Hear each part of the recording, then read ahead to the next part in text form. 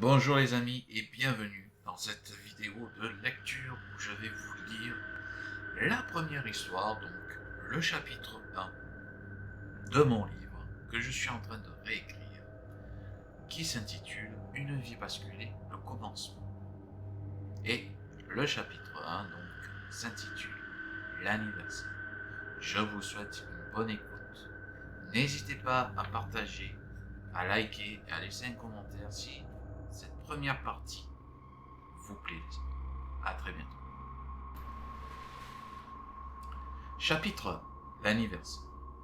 Lors d'une mission de protection de sa famille, l'ange de la protection ne pourra pas seul la protéger.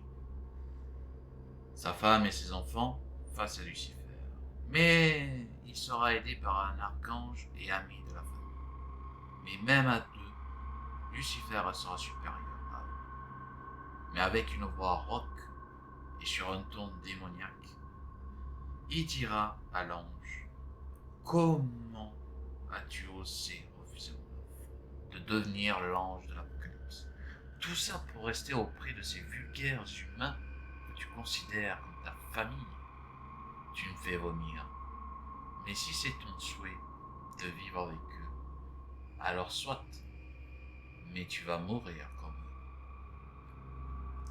Mais au moment où Lucifer lancera son attaque sur l'ange de la protection, celui-ci réussira à téléporter toute sa famille et son ami archange à la société des anges pour les mettre en sécurité avant de retourner au combat contre Lucifer.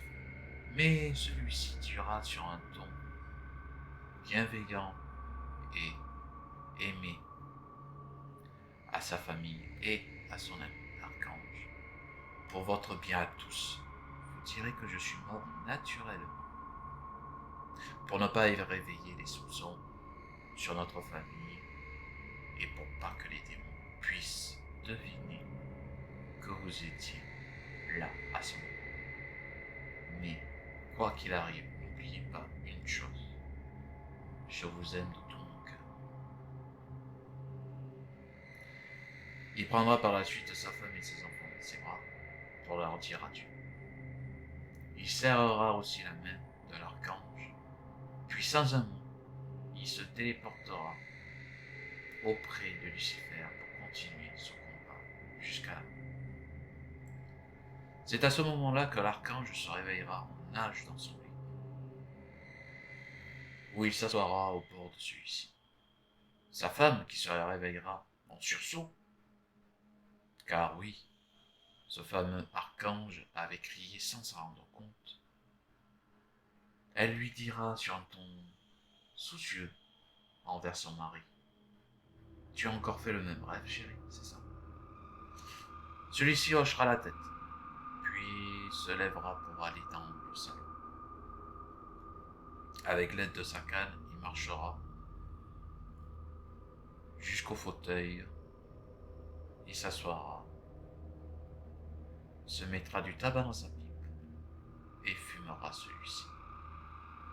Et repensera à ce rêve, qui n'était pas un rêve malheureusement, qui avait été vrai.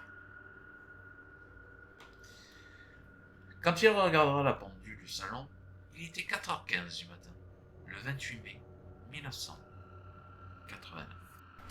Le 20 novembre 1990 sera le tout premier anniversaire du fils d'Elisabeth Muguet, Louis, qui fêtera ses 1 an. Pour cette occasion si spéciale, elle avait invité toute sa famille à lui. Il y aura sa petite sœur Brigitte, qui sera venue avec son mari, ainsi que ses enfants, Lali, Alexandre et Amandine.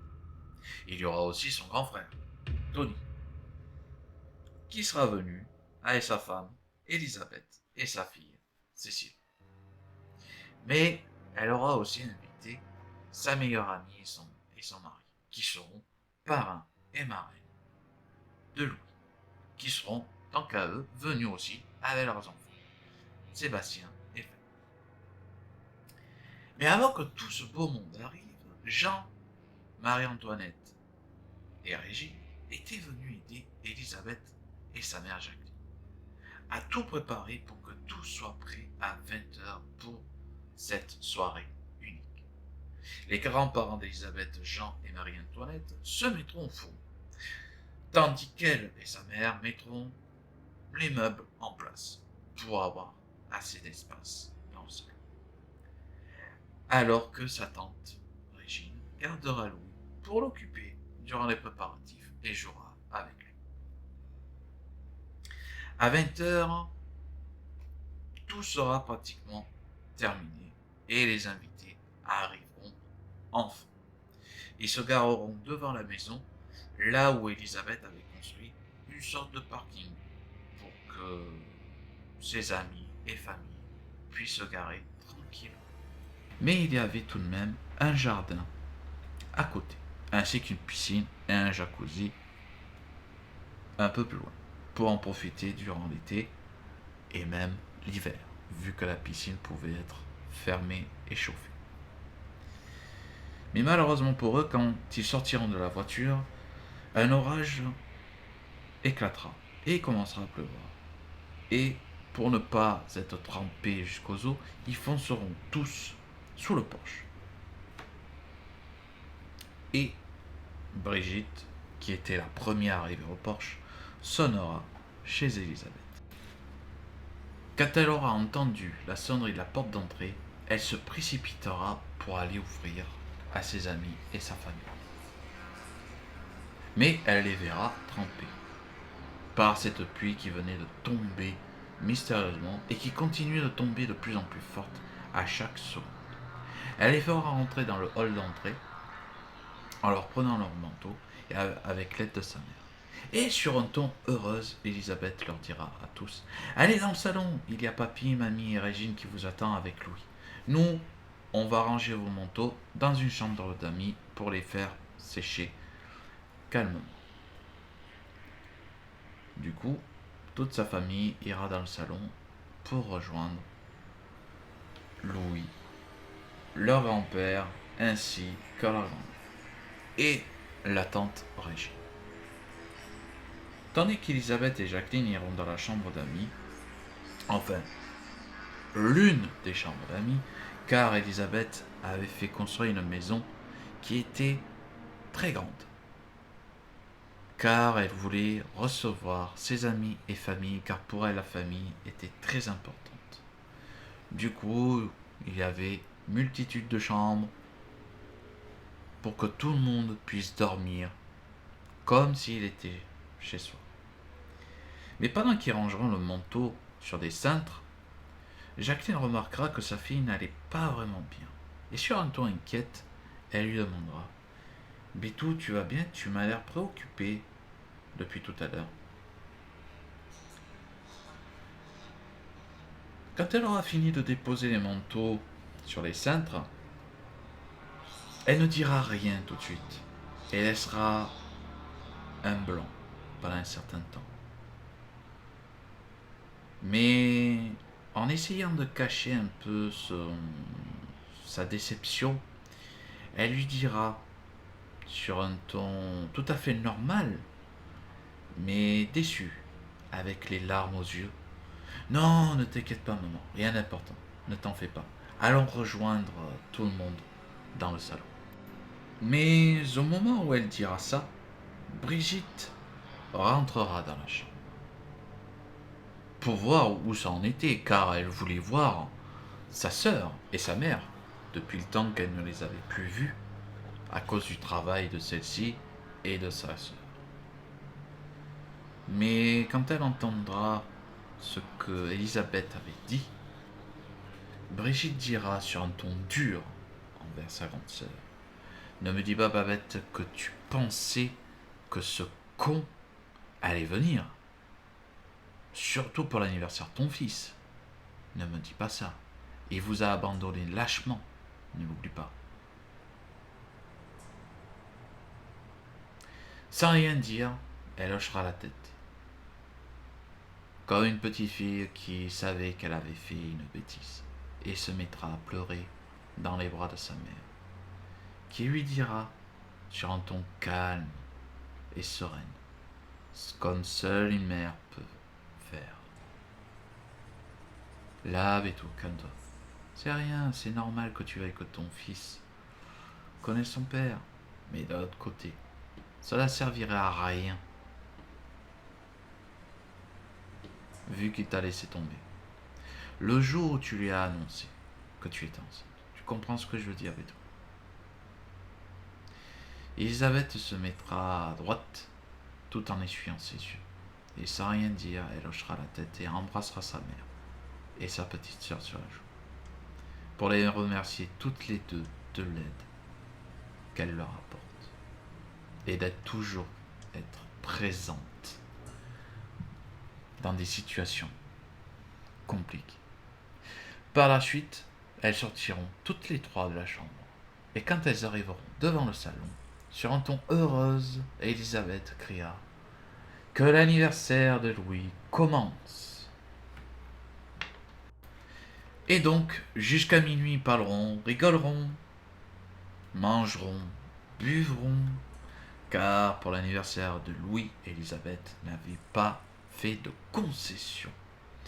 Mais tout de même, à 9h du soir, allez, plutôt 10h, Elisabeth ainsi que sa meilleure amie Christiane, sa sœur Brigitte et son frère Tony auront décidé d'aller faire coucher les plus petits et même les adolescents. Et pour ça, ils avaient exactement leur chambre, la même, l'identique, comme s'ils étaient chez eux, car Elisabeth voulait qu'ils soient chez eux, car elle aimait que ses neveux, nièces et filleuls se sentent chez eux, dans sa maison. Mais vers minuit et demi, quelqu'un sonnera à la porte, et tout naturellement, Fred ira voir dans l'œil de la porte. Il y verra une personne qui lui tournait le dos, habillée entièrement de noir, et en étant trempée. Elle fumera une cigarette, et malgré sa réticence, Fred demandera sur un ton amical à cette personne « Bonsoir, je peux vous aider ?» Tout en jetant sa cigarette au sol et en l'écrasant du pied, cette personne se tournera vers la porte. Mais Fred ne pourra pas distinguer son visage car celui-ci était camouflé par une cagoule. Et sur un ton féminin et amical, elle aussi, elle lui dira « Bonsoir, je suis vraiment désolé de vous déranger à cette heure-ci, mais j'ai besoin de parler à Elisabeth à propos de son fils, Louis. » Sans attendre, Fred ouvrira la porte et laissera entrer cette jeune femme. Elle enlèvera son manteau et le déposera comme ça sur une chaise, malgré qu'il soit trempé, et rejoindra tout le monde dans le salon, qui la regardera bizarrement et d'un air surpris vu l'heure. Elle s'assoira à côté de la cheminée, dos face à celle-ci, et pourra voir tout le monde dans la pièce.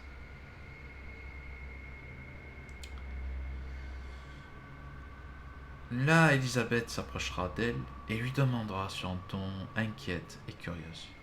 « Bonsoir, mademoiselle. Tout va bien? Est-ce que je peux vous aider, vu que vous souhaitez me voir ?» Cette jeune femme se mettra à sourire, se lèvera et la prendra dans ses bras. Ce qu'Elisabeth restera surprise de ça. Mais au moment où celle-ci allait lui dire quelque chose d'important, le patriarche de la famille, Jean, dira sur un ton calme et serein: « Dites-moi, jeune fille, vous ne seriez pas l'ange Gabriel par hasard ?»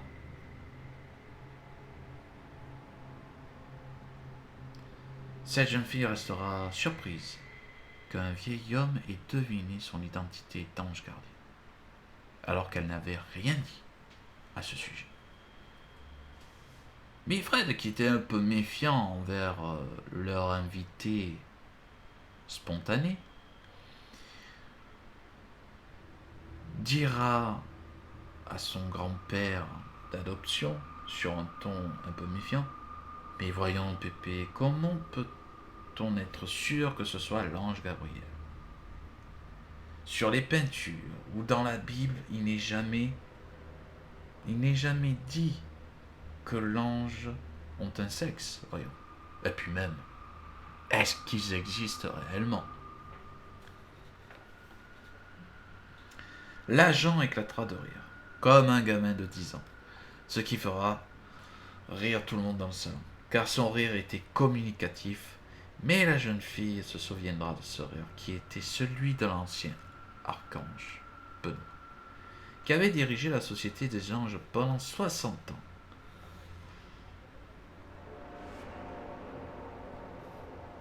Et celle-ci, sur un ton heureuse, mais intimidée à la fois,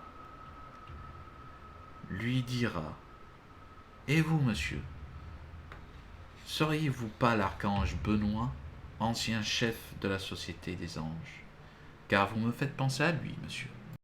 Quand elle aura fini de dire cela, tout le monde dans le salon restera surpris de ce qu'elle venait de dire. Car pour tout le monde, Jean avait été policier durant toute sa carrière. Et non un ange gardien, encore moins un archange qui était le patron des anges. Mais la fille aînée de Jean et de Marie-Antoinette dira sur un ton naïf, en voulant protéger son père: Vous devez vous tromper, mademoiselle. Mon père n'a jamais été un archange. Il a travaillé dans la police jusqu'à sa retraite. Puis je pense que depuis le temps, il nous l'aurait dit. Enfin, je pense. Jean regardera sa femme. Sans rien dire. Pas un petit moment de silence morbide. Puis, avec le regard, elle lui dira oui, pour qu'il puisse dire la vérité. Et sur un ton très sérieux, et en regardant le feu de cheminée, tout en allumant sa pipe, il dira en souriant: Eh bien, tout le monde, je pense qu'il est temps que je vous donne une petite explication. Il est vrai que j'étais policier, mais j'étais aussi archange pendant près de 60 ans. Marie-Antoinette et moi, nous avons été des archanges. Eh oui, même Marie-Antoinette. Certes, pas un archange aussi occupé que moi, mais elle était. Et puis, pour te répondre, Fred, à propos de la sexualisation des anges, il y a bien des anges hommes et des anges femmes. Mais dis-nous, Gabriel, quel est ton nom en tant qu'humaine sur Terre?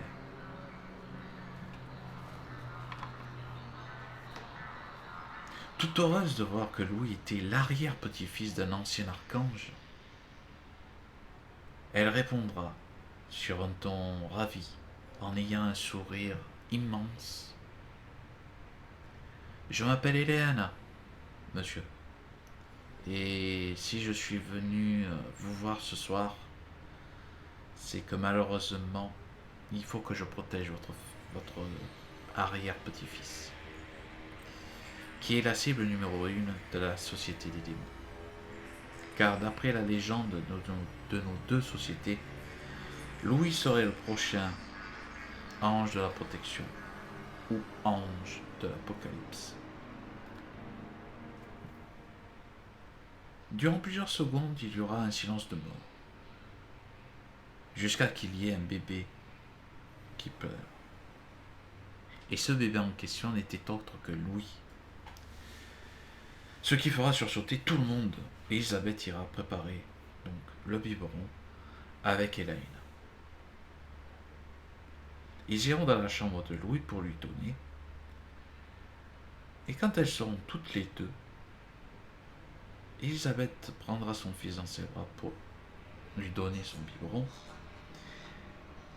puis sur un ton heureuse, elle lui dira tout en souriant: alors comme ça, mon petit bonhomme, tu vas devenir un ange gardien. J'espère que tu feras les bons choix, que tu ne deviennes pas un démon comme lui, mon fils. En ayant entendu cela, Elaina restera étonnée de ce que Elisabeth venait de dire à propos du père de Louis. Tout en la regardant donner le biberon à son fils, celle-ci chantonnera pour le bercer. Mais Elaina demandera sur un ton curieux à Elisabeth: dis-moi, ce que tu viens de dire, est-ce que j'ai bien compris? Le père de ton fils serait un démon? C'est bien ça? Elisabeth se mettra à sourire et reposera, quand elle aura fini de donner le biberon à son fils, dans son landau, pour qu'il puisse se rendormir paisiblement. Et tout en le regardant s'endormir, Elisabeth dira sur un ton calme, mais avec une pointe d'émotion triste: si tu veux tout savoir, il y a 7 ans maintenant, j'ai été séduite par un démon. En 1985, j'ai failli avoir des jumeaux, mais malheureusement, ils sont morts. 4 ans plus tard, j'étais de nouveau enceinte. Quand je lui ai annoncé, celui-ci, désolé, celui-ci disparaît. Il m'a juste laissé un mot en me disant que mon fils allait devenir le prochain ange de l'Apocalypse.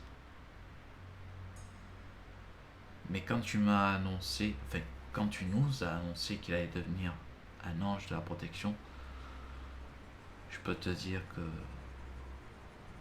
j'en suis très heureuse. Quand Elisabeth aura fini de dire cela, elle fondra en larmes.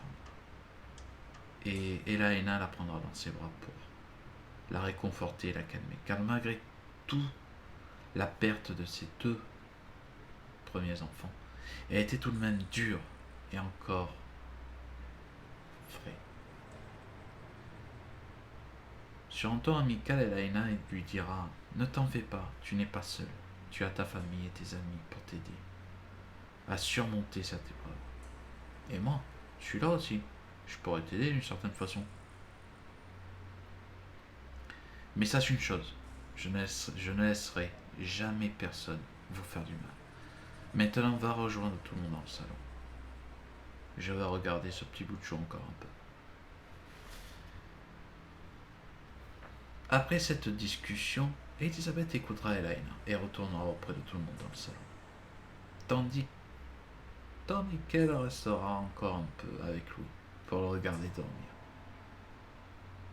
Mais au même moment, elle sentira une présence démoniaque dans la chambre, sans que celle-ci ne se cache réellement. Elle était tapie dans la pénombre, dans le coin de la fenêtre. Près du berceau, il dira sur un ton calme et serein, mais d'une voix d'outre-tombe, en souriant: oh, comme ça Carla t'a choisi pour protéger le petit. Quelle sage décision elle a eue. En tout cas, j'espère que tu seras de taille contre ceux qui t'attendent bientôt. Quand il aura fini de dire cela, Elaina refermera la porte de la chambre, en ayant au passage perdu son sourire. Et devra aussi combattre la force spirituelle de ce démon qui était plus forte que la sienne. Et tout en avançant vers lui, cette force augmentera. Et Elaina cherchera à tenir le plus possible face à lui, pour ne pas lui montrer qu'elle était à bout de force. Mais elle trouvera l'énergie, et sur un ton sec et calme à la fois, elle lui dira: ton fils ne deviendra jamais ton successeur. tu devras trouver une autre personne pour cela. Il deviendra l'ange de la protection, pas un vulgaire démon comme toi. Sans un mot, le démon sortira de la pénombre.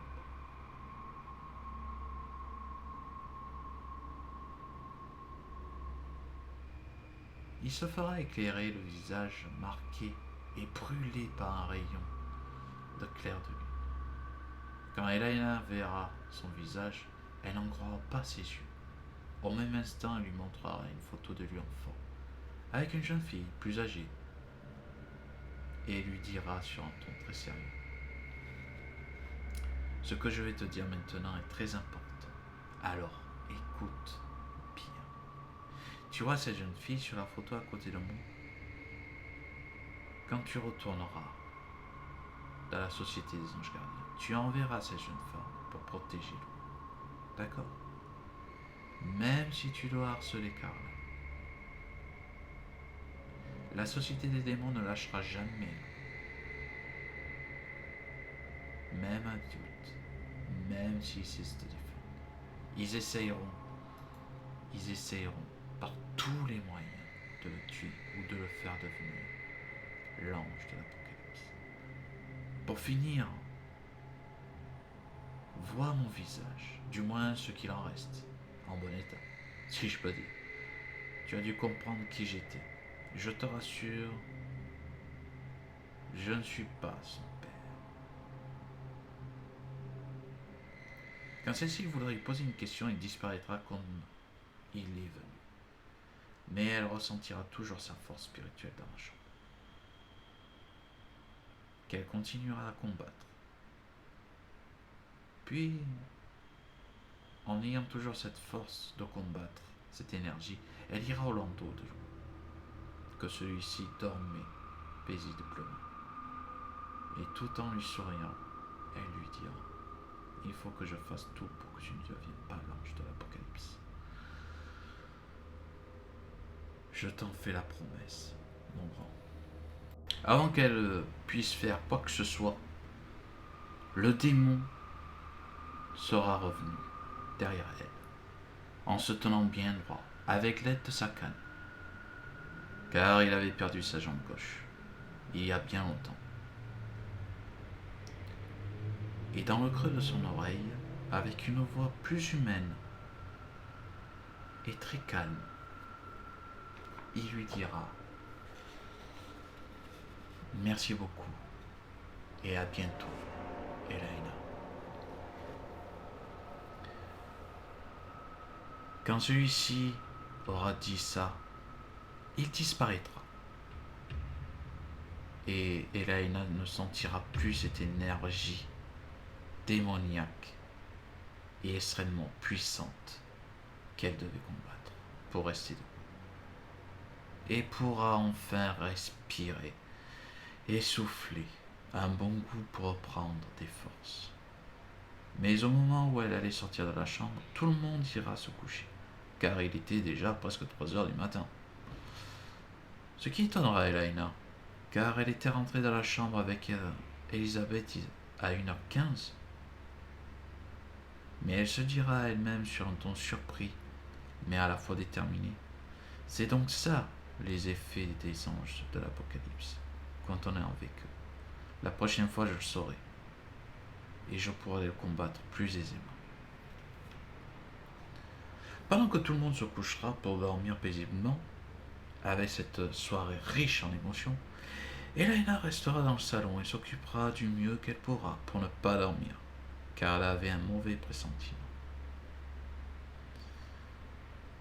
Le lendemain matin, à 8h, Elisabeth et Christiane se seront levées pour préparer à la fois le petit déjeuner ainsi que les biberons pour leurs plus petits. En les voyant debout, Elaina les rejoindra dans la cuisine pour les aider à tout préparer.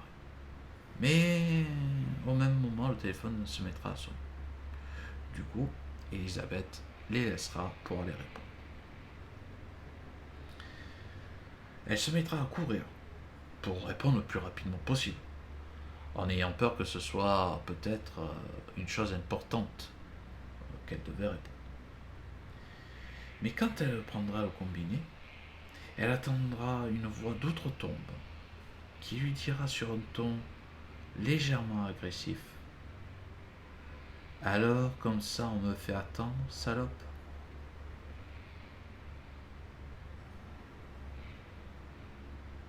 Hmm. Avec un claquement de doigts, je pourrais emporter ton fils pour qu'il devienne le nouvel ange de l'Apocalypse. Pétasse. Si tu me fais encore rater une nouvelle fois, je te jure que... Sans avoir dit un mot, Elisabeth aura raccroché le téléphone au nez de ce démon. Avec sa main toute tremblante, elle prendra son paquet de cigarettes qu'elle avait posé près du téléphone hier soir, avant d'aller se coucher. Pendant qu'elle s'allumera sa cigarette, Elaina portera le petit déjeuner dans le salon et le disposera tranquillement avec Christiane sur la table. Et au moment d'aller chercher les biberons, Elaina remarquera qu'Elisabeth fumait sa cigarette, mais en ayant sa main tremblante et stressée. Et sur un ton curieuse, elle lui demandera... Eh bien, elle lui demandera à la partie 2, les amis. Eh oui. Oui. J'espère que cette première partie de lecture vous aura plu. Alors, je m'en excuse d'avance, je n'ai pas l'habitude de lire. Voilà. Vous avez peut-être dû le remarquer. En tous les cas, j'espère que cette première partie vous aura plu. Si c'est le cas, n'hésitez pas à partager, à liker. Et voilà, tout simplement. Je vous dis à très vite pour la partie 2, les amis. Et je vous souhaite une bonne journée, une bonne soirée. Ciao, ciao!